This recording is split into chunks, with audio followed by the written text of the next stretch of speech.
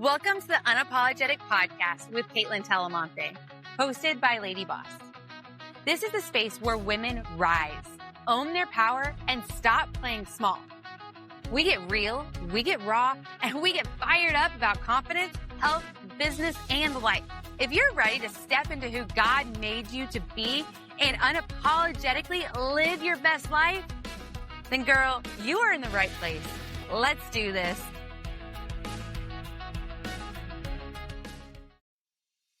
This is what unapologetic looks like. This is my era. I'm walking boldly in my purpose. I'm done dimming my light. I'm done playing small. God didn't create me to blend in. I'm not for everyone, and that's okay. The old me was surviving. The new me is free. We rise together. Here's to living life unapologetically. Hey ladies, and welcome back to Unapologetic, the show where we break rules, ditch the masks, and talk real life, real business, real freedom, fire-fueled lives. And today, buckle up ladies, because I am sitting down with a woman who embodies that and so much more. Miss Keisha Leilani, she's a powerhouse identity-led business coach, a visionary mentor who helps ambitious women build magnetic brands, aligned audiences, and generational wealth. But her story isn't one of overnight success. It's one of breaking, rebuilding, and rising into the purpose and leading with full authenticity. So if you've ever wondered how to stay in alignment while building your brand and staying true to you, or how to stop chasing validation and actually own your own truth, own your path, this episode is for you. Keisha, I'm so excited to have you here with us today. How are you doing? I'm doing so good. How are you? Doing great. It's been so long since I've seen you face to face. I mean, I guess it's still Zoom kind of face to face, but seeing you in February in Vegas in person was just incredible. And it's been way too long. It has been way too long. We need to make it happen again. Yes, we do. It's been almost a year. Oh my goodness. It has. I might even need to sneak my way out to California and maybe and maybe soon before the new year after, to start your new year in Cali. Yes, right? Ooh, that'd be really soon. I'll have to see what we can do. Make it happen. Yes. So, Keisha, I know a bit about your story, but I know a lot of our audience has no idea who you are or why Kaitlyn, I have you here on the show. And there's a reason. There's a reason why every person who comes on the Unapologetic podcast is here. Because we're women living lives unapologetically, and that looks different for all of us. And so for anyone who hasn't met you, I would love if you could take us back to the beginning of Keisha and what led you to start your entrepreneurial journey and the path that you're on now. Yeah, I mean, it's quite the story. So I'll try to keep it, good length. But I started my entrepreneurial journey back when I was young. I lived in a very broken home with abuse and alcohol and drugs. And I always felt like I was different. And living in that home, I also felt lost. I felt lost. I felt different. And I also felt like I didn't belong. And so I do recall my mom really pushing me to be in the military and that I couldn't be successful unless I joined the military. Well, that was not something that I wanted to do. It was something that she was, I guess, trying to force on me or get me to do because that's what she wanted. And I did think that, oh gosh, I won't be able to have a house or pay my bills, or I got this, new idea or brainwash into my head that that's how life should be, is go do the military and you'll be fine. I don't know at what point I woke up and I was like, no, that's not my life. I did do a cadet program for a year for the Air Force and I did not like it, but I think I was doing it to please my mom and receive that love from her that I wasn't receiving at home. And I remember my sister saying, if you're not doing it for you, then don't do it. If you're doing it to make mom happy, it's not going to work. And that was the best advice she ever gave me. And I remember just being I had all these ideas and I used to have a black book and I would write them in this black book of just making stuff, products, and how I could help people and how I could serve. And I literally, since I was 16, have thought that way. And so when I got out, I moved out when I was 16, and I remember just being like, the world's my oyster. Like I literally can now do whatever I want. I'm sorry, I have to stop you. Did you just say you moved out when you were 16? Yes.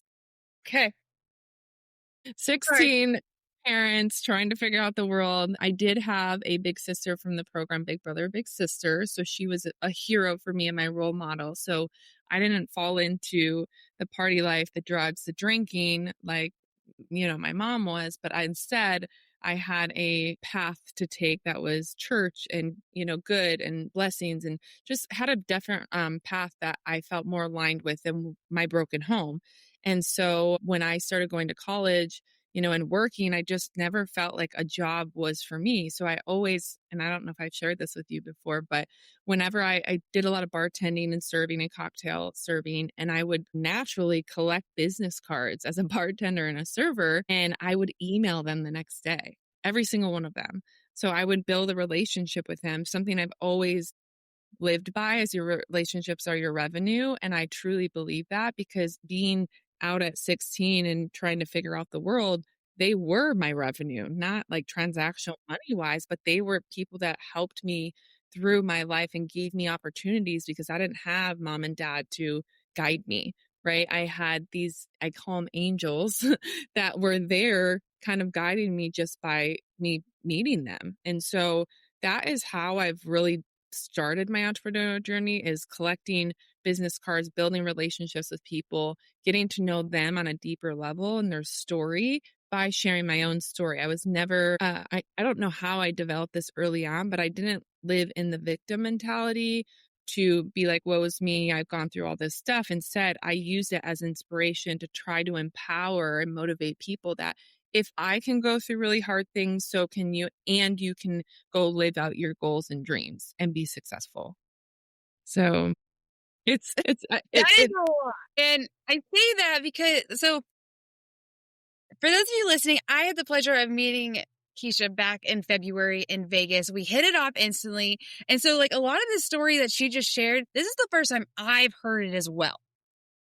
And I had goosebumps because like I myself come from drug alcohol family. I moved out when I was 16. I was told I was never good enough. I felt like the black sheep of my family, and to this day still do, but that's okay. That's who I am. And I've never really looked at it as woe is me. It's like, no, I'm going to strive to be better and do better and share that with others. And oh my goodness, you are so my person. I already knew you were, but like.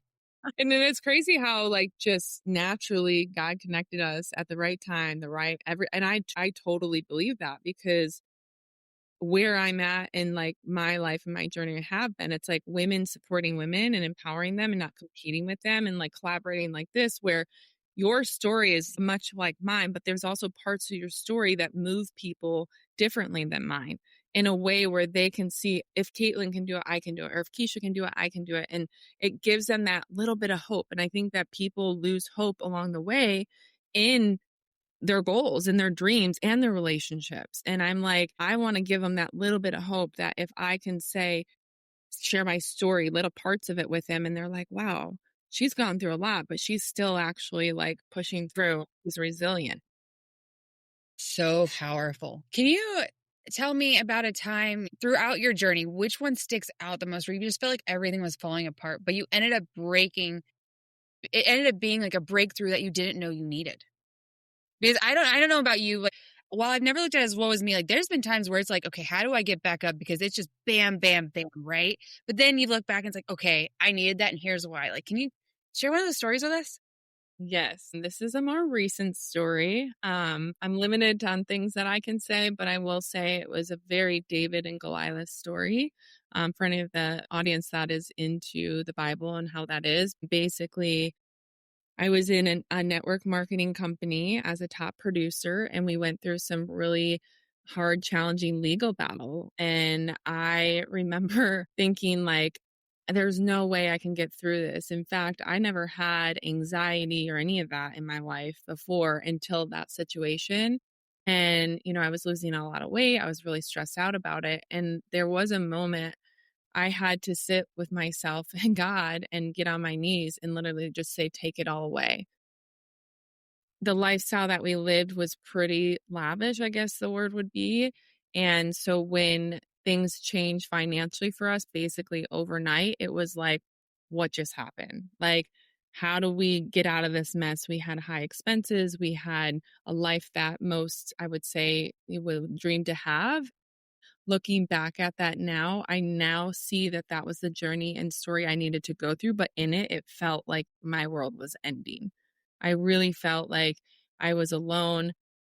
I will say at the end of it, like careful, at the end of it, we had success, through the legal battle. And I remember going to that situation and feeling like, listen, just take the wheel. I don't care. Take all of it. I just want to have peace, and I want to be free from, I felt like chains that were holding me back, that I wasn't able to be my authentic self. I had to live under or perform under someone else's way. And it was not an authentic way. It felt not right, and I knew in my heart. So when we faced that, we basically put prayers on it and scripture everywhere. And I said, take it. And then recently we just found out that we won. Yeah.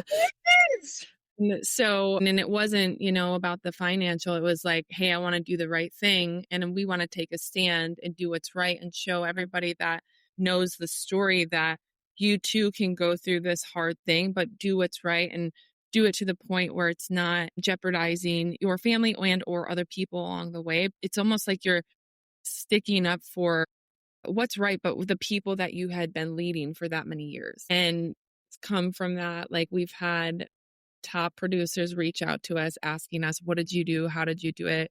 We went up against with no attorney. I would say AI helped us with the whole thing pretty much. Thank goodness for AI. But yeah, I would say during all of that, it's what launched my coaching business. And I was talking with a friend yesterday about, I'm like, how was I going through one of the worst times in my life and like literally launched a business and it took off? And we talked about it, it's because my back was against the wall. Like, I had no other choice but to figure it out. There was no comfort of financial backing or something else because it happened overnight. So I had to go learn new skills and apply the skills I've already had in leadership and building teams and marketing and social media. And I had to like take all of that and go create it and go teach other people to do the same thing. And I remember thinking, what if this doesn't work out? Like, what if, right? I actually have there, what if it all works? I have it in my notes. I love your sign. Like, that is.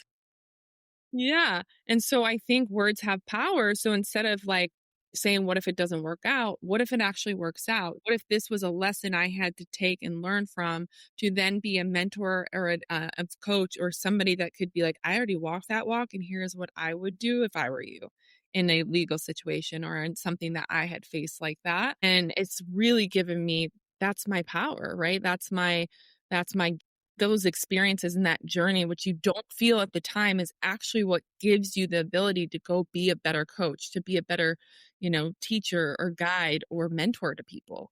And I think people forget that. So I tried to focus on that more than focusing on, this is terrible. I need to get back to my groove. So I took that energy and applied it to my coaching business. And it was the best thing I could have done. And that gave me positive energy to focus on because I was in negative energy. So it's like, a battery, like how do you don't want to live there, because if you live there, you're just it's a domino effect. It's a hamster wheel. It's like going to stay there. So how do you take that energy and apply it to something where you can get your confidence back and your certainty and your belief in yourself and know that you do have something to offer to the world? And so that would be my advice for the audience here is like, whenever you're going through a challenge or a tribulation, is I believe your tribulations are your biggest triumphs. Your mess is your message, right? And I think, and your test is your testimony. I say it all the time, like people don't realize that if you take that and you share it and are authentic and unapologetically you, then people are drawn to that. They're drawn to, wow, if she can do it, I can do it. Or wow, like that's a crazy story. Like I want to learn all the things she did to be able to get out on the other side. I love that. For all of you listening, the sign that's behind Keisha, it's lit up in bright LadyBoss pink. I love it. It says, what if it all works out? Yeah. I was actually just talking to one of my mentors yesterday as well. I mean, we were kind of had a similar conversation. And you mentioned the voice that's like, what if you can't do it? What if I fail? What if it doesn't work out? And we were talking, I was like, well, that's your ego. Your ego wants all these big fancy things, but it's also the first and the loudest to say like, yeah, right. But purpose is that voice and that connection to your soul inside of you that like, but what you're doing is bigger than you. Right. And I'm like, I love the way it was put. And like, even the way you explain is like, yeah, there's that voice there. But when you get to that purpose and that why that drives you forward, you connect with that faith, like that is so much more powerful and becomes louder than that ego voice you hear. Would you agree with that? Yeah, it's your driving force that you said it perfectly. That gives you the purpose. And I believe that us as humans have been created to have purpose. And every time I talk to people, clients, or just generally having conversations, everyone wants to help people. So when you actually step into helping people with your gifts, right, your God gifts, then that is what gives you the purpose to do what we do or what they would do. And it doesn't even feel like work. It just is there because you can't, it's in your soul. Like it just like, is part of who you are. Yes. I love that so much. It truly is. My word of the year for 2025, ironically enough, because it's come up so many times. It's like that. It's like, Lord, I hear you, because it has come up so much this year where I'm like, coincidence? I think not. Yeah. My word of 2025 is purpose. To live in God's purpose for me. And so I know purpose is kind of a very general word, but like more than any ever in my entire life, purpose has never stood out more than it has this year. It's been amazing. Yeah. It's been so amazing.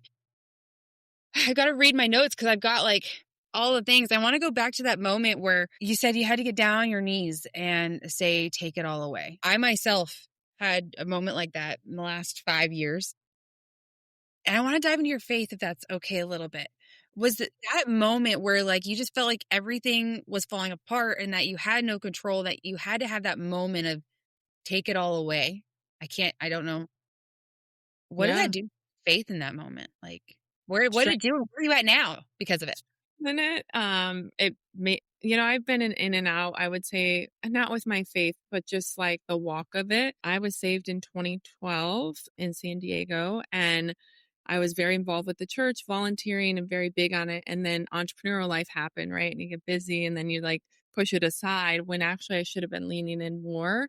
And, I say that like, I know we still go to church and I still contribute and give as much as I can, but not the level I was when I was saved. And when that happened, it just reminded me like, no, and you hear it all the time, like more money, more problems, right? Or no money, no things, material stuff will ever fully make you happy. Listen, I lived the jet life. I lived the multi-million-dollar homes. I lived the watches, like all of that.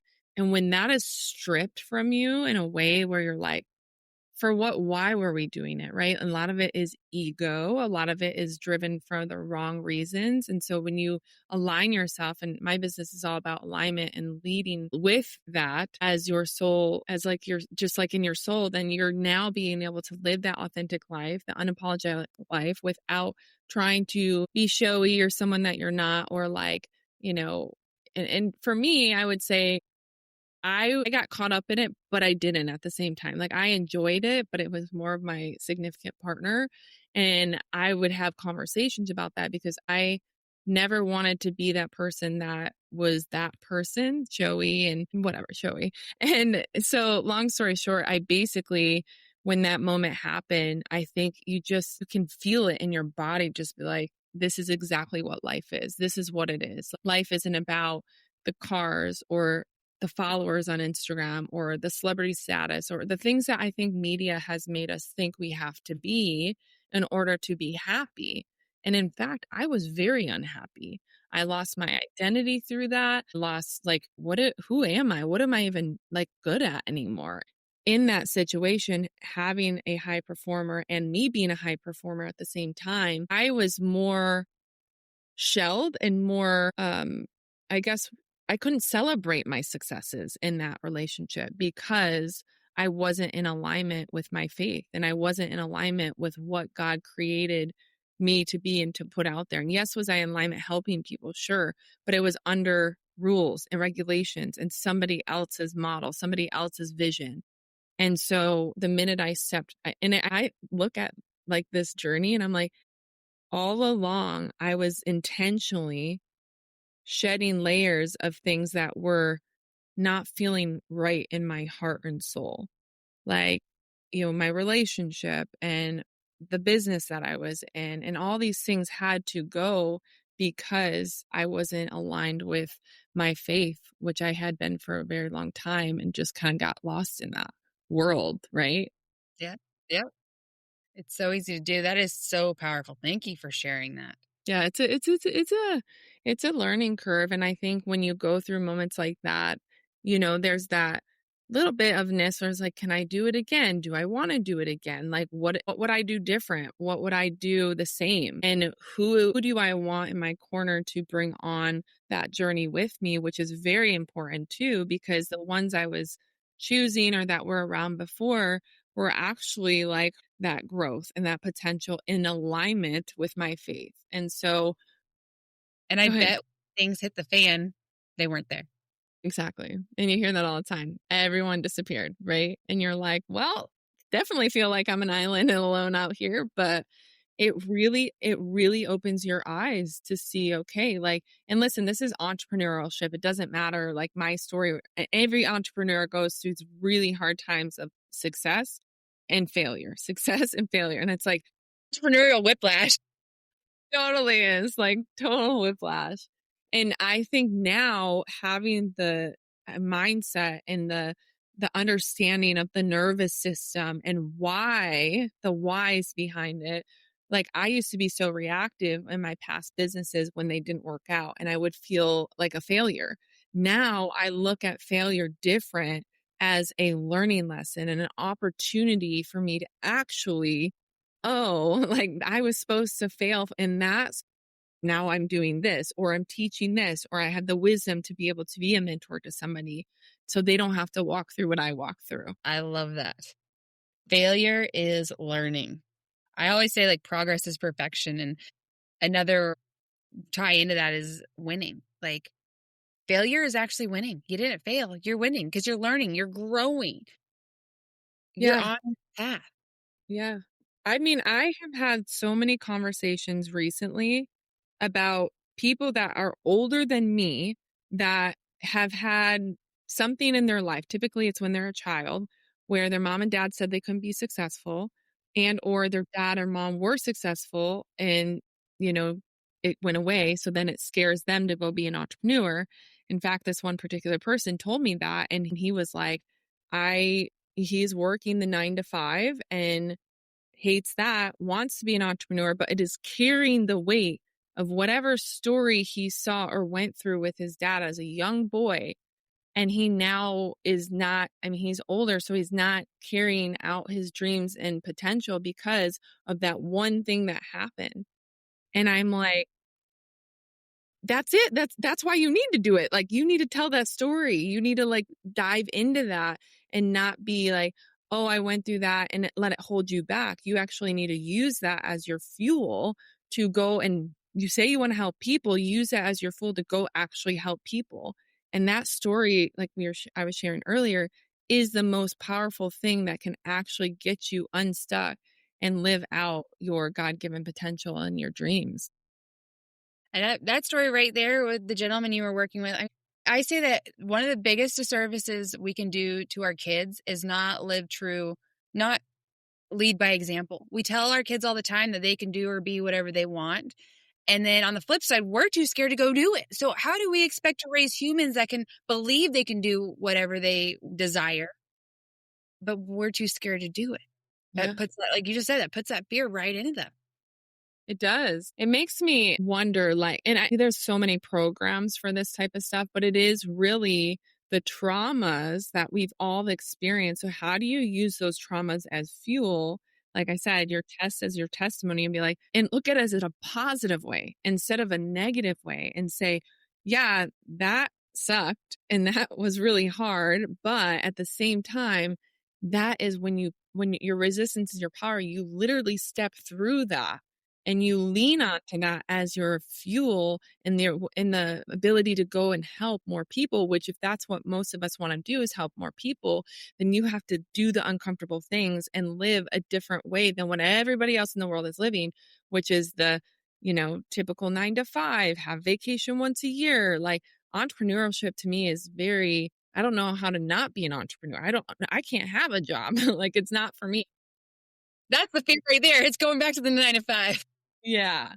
And so, once you get yourself out of that life, you realize that life, there's so much out there for freedom and flexibility and like truly living the way that everyone has these dreams to live. But we get caught up in like security and this security blanket to make sure we're good. And instead of leaning on ourselves as security and trusting in ourselves that we are the security and we will do whatever it takes to make sure our families are good financially, emotionally, and even physically, all the things. So, and spiritually. Yes, I love it. And it's when you're in those moments. Yeah, it really is. So you mentioned earlier talking about being in alignment. That's a big part of what you do now in your business. So what does alignment actually mean to you, and what does it look like when you're in alignment? It's a feeling. It's like, when you, I don't know, go to church and you walk in and you just feel like these are my people. People get me. They like, I feel like I can say or, say or pray, whatever. And I'm going to get that feeling that feels good, like that feel good feeling. Probably inside, it's like the spark.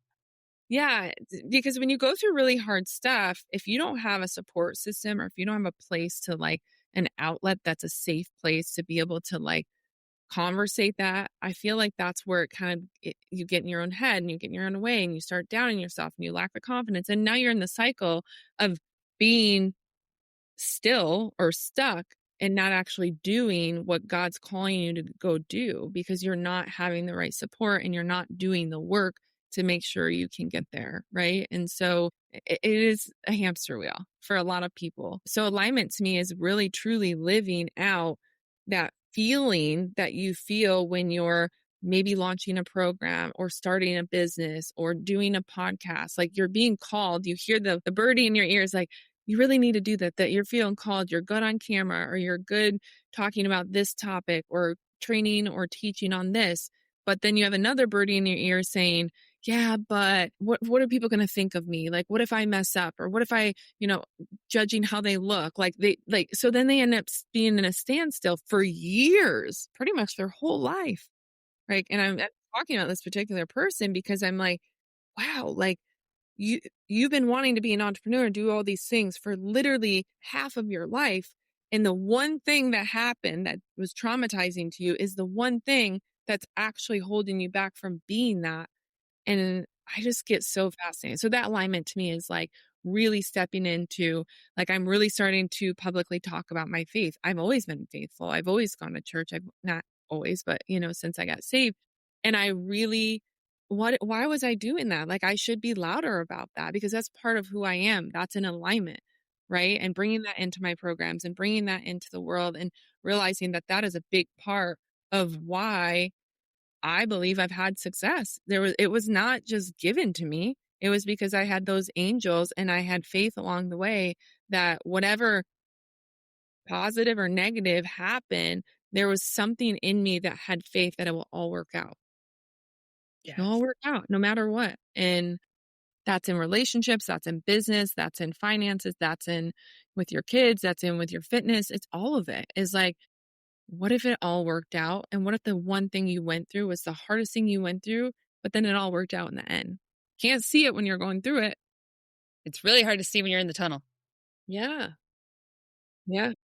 I keep You mentioned having verses all over and just as reminders. I keep one right here on my desk, John 14:1. Don't let your hearts be troubled. Trust in God.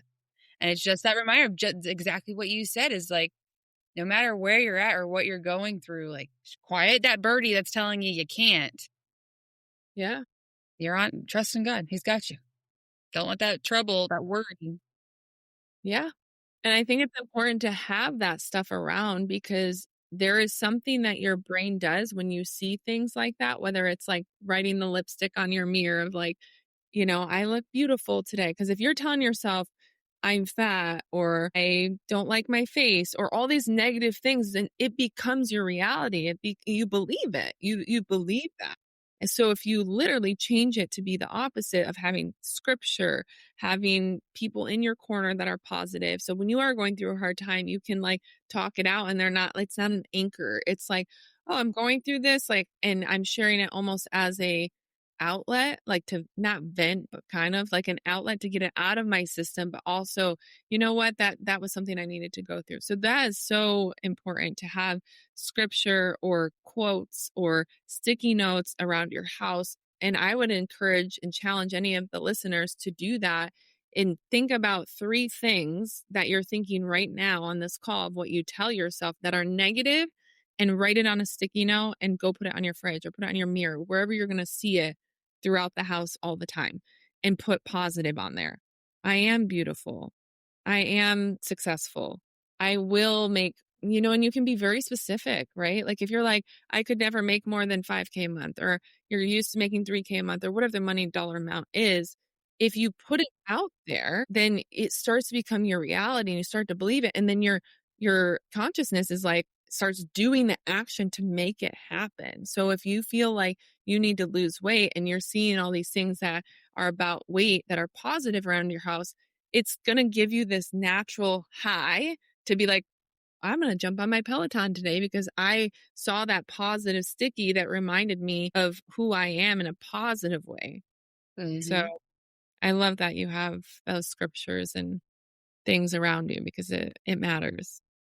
They're so important. They are all over all the things. And like, there's a reason they work magic. Like I tell my audience all the time, like, write the quote, write the affirmation, put it everywhere.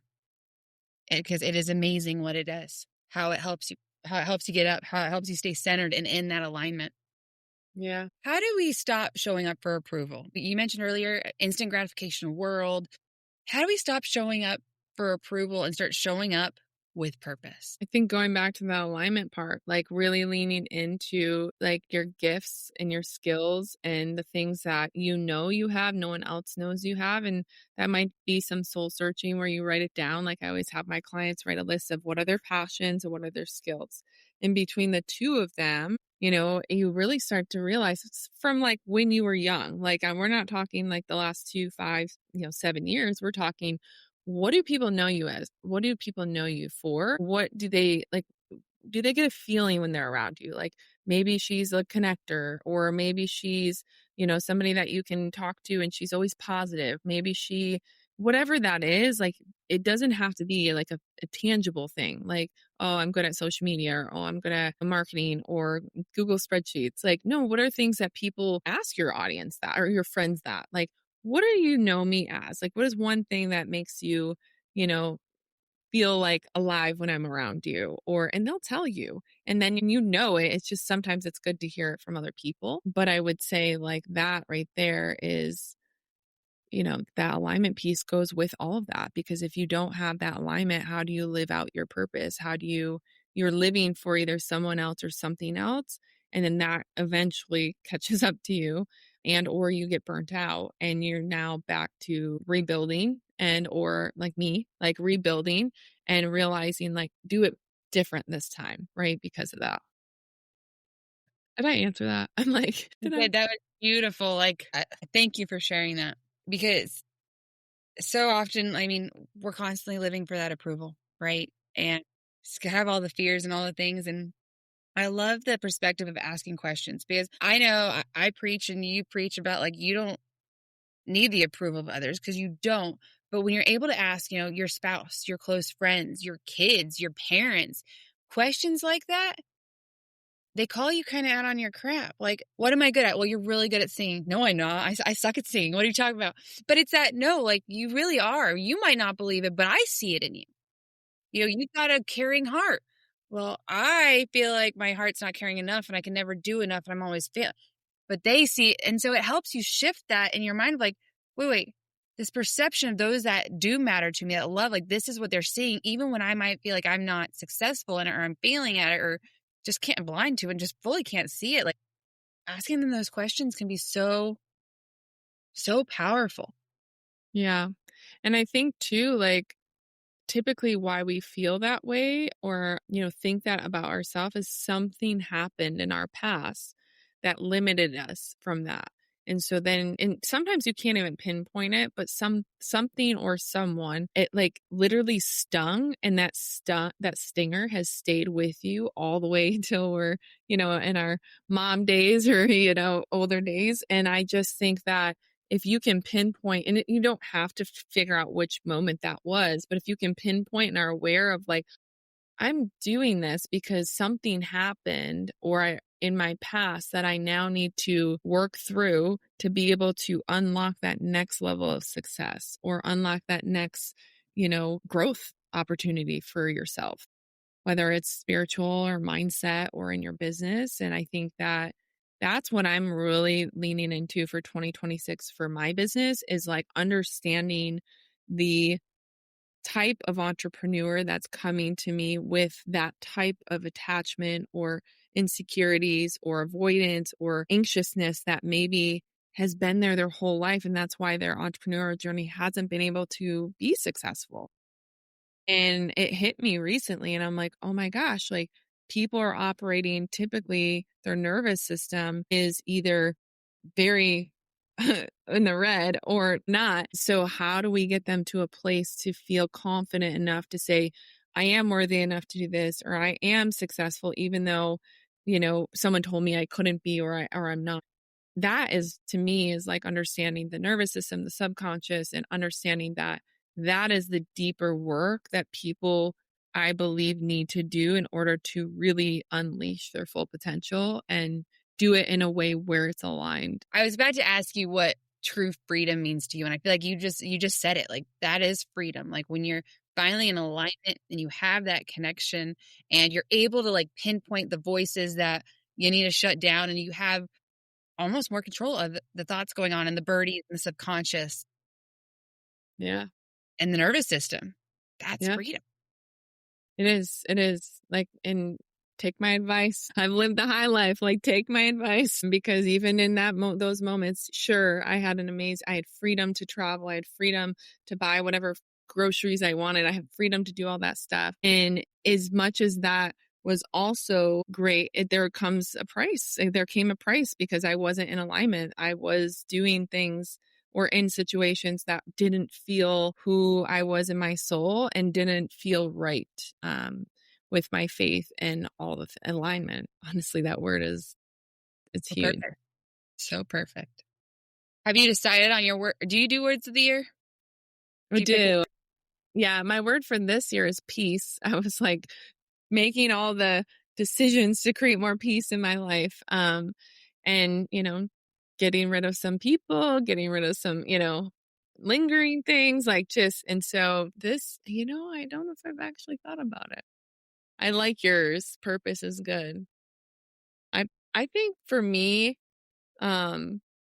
consistency, it's something I talk a lot about with my clients, and being consistent with my health and my nutrition, being consistent with, being more on podcasts and being consistent in my business and being consistent with how I show up as a mom and being consistent with taking care of myself. Right. And finding that, like, I don't want to ever get to a place, because I've got to a place where you work so much where it's like, what am I even doing this for? Like, I'm missing out on bedtime with my kids. This is in my network marketing business. And I'm like, wait, like, what am I doing? That's the reason why I'm doing what I'm doing is to have more time with my kids, but I was actually doing the opposite.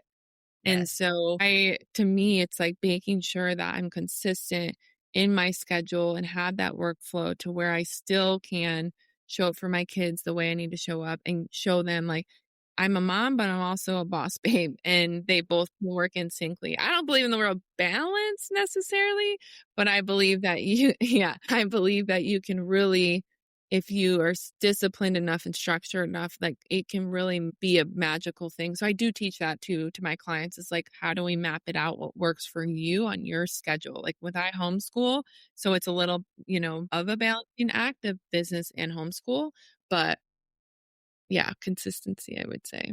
Balance. I love consistency and balancing act. I always say like it is a balancing act. Don't get me wrong, but work-life balance is a joke because it's not like you, especially in entrepreneurship, like you really have to find again that alignment, that mind, body, soul. Like what can you give and where and feel Right.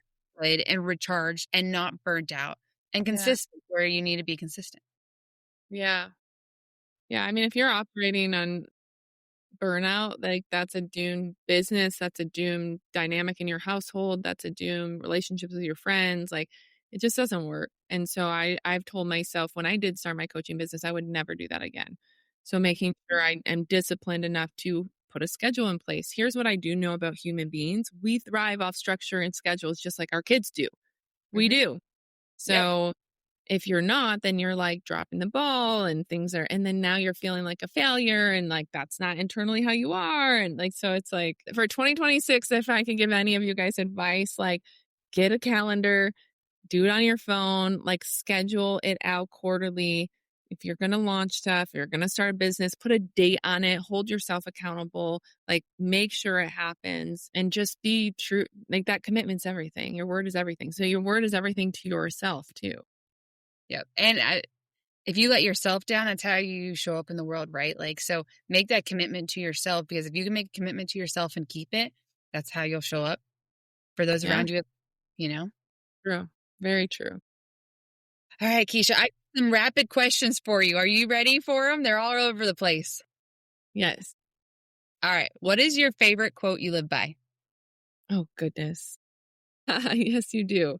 I don't know if it's a quote, but I daily mind over matter. Like I really believe that, like I say it to myself all the time, mind over matter. And I always say it could always be worse. So in times of struggle, and so because I had a lot of struggle previously, I had to rewire my brain to think differently about what I was going through. And that really, for me, energetically helped keep me in a beautiful state.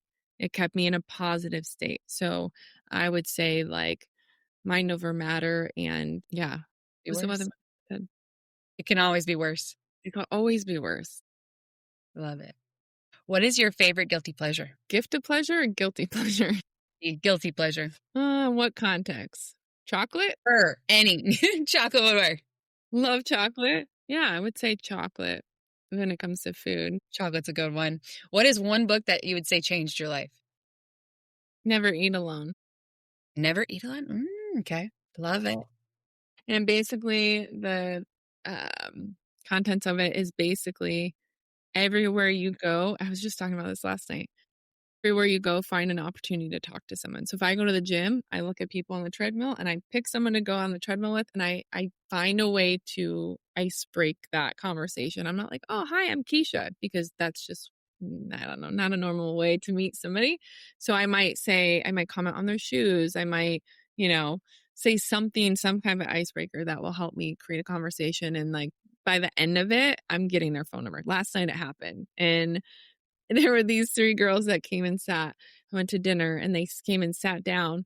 And internally, I already know I'm thinking about that book, Never Eat Alone. Like I'm going to spark up a conversation. So I did. And then I was on a date and I had told him, I was like, watch, I'll get her number by the time we leave. And he was just watching me just be me, like my networking self. But I don't know how to be different, right? Like I have no motive behind that. Like, I'm not trying to sell her anything. I'm not trying to get her in my business. Like, I truly, genuinely look at it as another connection and relationship that could be a good friendship. It could be a partnership. It could be she has resources or I have resources for her. Like, it's always like this, like, what can I do for her? And is there an opportunity where we could do something together? It's pretty powerful. I love that. I'm going to have to check that out. Never Eat Alone, especially in the world we're in today where everyone's on their phones and face on like we're on social media nonstop. Everywhere you look, you go to dinner with your family, everyone's on their phones. Try to ixnay that, people. So to have that thought process of always trying to spark a conversation, like not only does it do so much good for the networking and the relationships you can build, but also to help the world we're in today be a more positive, light place, because we have put ourselves in these boxes and these hobbit holes where we can't interact with others. And so I love that. Yeah. And I think too, like yeah, you're right. Like if I get in an elevator, I might even say something like about them being on their phone, like in a, In a funny joke. Yeah. And then it's funny because people will be like, well, how'd you meet Keisha? And they're like, we met her at Whole Foods. We met her in the elevator. We met her like, but it is that book. It's like Never Eat Alone. So I genuinely am trying to find one person to connect with when I'm out and about, grocery store, shopping, traveling, like if someone on the plane, like I'm always trying to connect with people. I love that. I have a story about that real quick. Yes. The guy that owns Russell, or his name's Russell, but Rhino Lining, like in the truck bed. And I was on the plane, and here I come with all my bags. I always have a lot of bags. And he's sitting up front, and I'm sitting next to him, and I'm like trying to like, hi, like, engage with him. And you can tell he's not interested. Got it. Just leave me alone. I'm on the plane. Like, I'm not the person that's going to talk to you. And somehow I got him to warm up to me. By the end of it, he's like, hey, here's my business card if you ever need a business mentor. So I ended up meeting up with him, and he helped strategize my business plan. This was like 5-6 years ago with my paleo company. And I'm like, just never eat alone. You never know who you're going to sit by. You never know what opportunity you're going to get. And even if they're not quite open, what are things you could do to get them to feel safe? It's all about safety, where they will open up and they will talk to you, and they will then give you your business card. Love it. Okay, I'm going to go look at that book. Like, I'm downloading it. It's my next Audible.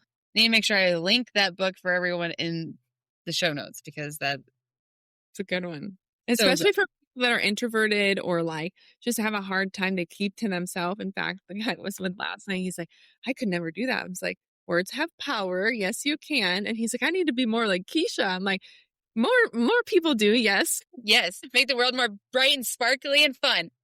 Yeah. All right. What is your favorite hype song? Your go-to hype song? Oh, I have a lot of them. Live Your Life. Who sings that one? It's my husband when I need him. I know which one you're talking about. Yeah, I would say that one. I mean, I have so many. I have like a whole Spotify of all the hype songs. You need to share them. When I'm having a down day, I literally blast it in my home on all my Sonos. I'm like, we're going to put this on today. Yes. And music can change your mood so quick. It's amazing what putting the hype list on can do. Yeah, totally. All right. Final 2 questions before we wrap up. I don't want to keep you all day. We could just go on forever. I've loved this conversation. Me too. What is something that most people don't know about you? I can draw cartoon characters. That's fun. Yeah. I cannot. I have no artistic bone when it comes to pen and paper. Yeah. I love that. How fun. And then finally, beginning of this conversation, you mentioned a lot of people go through life with like who am I? I'm mom, I'm wife, I'm business owner, but who really are they? And it sounds like you've done a lot of work on this. So can I ask, who is Keisha today? Oh, she's fierce. She's fierce. She's empowered. She's ready to tackle 2026. I'm living in a new identity, and I feel it. Like I said, I had to shed some things in my life that were holding me back, and were an anchor to unleashing the power within me.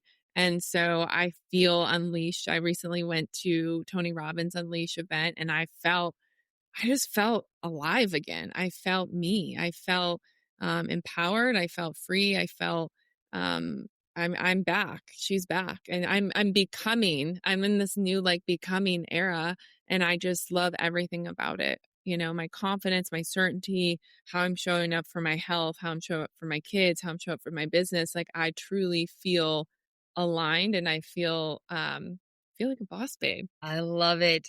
Keisha, thank you so much for being here today. You are truly such a powerful example of what it looks like to lead with truth and to trust even the breaking points and to rise fully in alignment. Yes. That's my word, alignment. There we go. Such a good one. Like, Yes. are you in alignment with every area of your life? Checks and Yeah. bounds. Here we go. Is that there? Yep. For the ladies listening, go follow Keisha on Instagram. I'm going to make sure we link that book in the show notes. Go check out her programs and keep your eyes open for something she has big up and coming. Can I tell them? Yeah. Well, yeah, you can tell them. This is coming out. Yeah, it's coming out soon. So yes, of course. Keisha is launching very soonly her new book. Does it have a title yet? Do we know? We're working on it now. So I'm really excited. You have to send it my way. We'll have to share it with the audience when it launches, because I know it's going to shift so many things for so many women. It's going to be so powerful. Yeah, New York's best top seller, like the whole shebang. And it's something I've wanted since I was young. And so it's happening. It's happening. Even through all the tribulations, even through all the changes, I had to someone remind me about that yesterday. Like, you're writing a New York best top seller. What are you talking about? Like, so, there's waves of doubt, throughout your entrepreneur journey. If I can leave anything with you guys, is like, find your people. And when you have moments of that, like, it's okay. You're human. You should, but there's a way to get out of it. There's a way to get your snap out of it and say, well, yeah, I am still doing this. You might have like a season where you feel off or you feel like it's not where you want it to be. But you know what? That's exactly God's plan. And you need to stay in alignment with that and just trust the process. Trust the process. Ladies, if this episode spoke to you, do me a favor, share it. Share it with a woman you know. Share it with a woman who's ready to live life unapologetically like Keisha does. Yes. I will see you next time. Share because you care. What was that one more time? Share because you care. Share because you care. I love it. Ladies, until next time. And remember, the world doesn't need you to be perfect. It needs you to be present. It needs you to remember that, as Keisha says, is learning. And ladies, you are winning and living lives unapologetically. Bye. I'm showing up as the woman I was created to be. I don't have to be perfect. I just have to be willing. One woman's courage gives another permission. I'm done waiting for someday. My time is now. I'm walking in faith, not fear. God's plan for me is bigger than my fear. No more hiding who I am. This is the real me, and I'm not apologizing for her.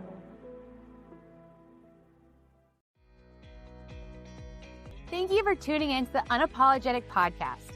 If today's episode fired you up, hit that subscribe button so you never miss a new one. And hey, leave a quick review, or sharing this with a friend helps us reach more women who need this message. Until next time, keep rising, keep shining, and keep living unapologetically.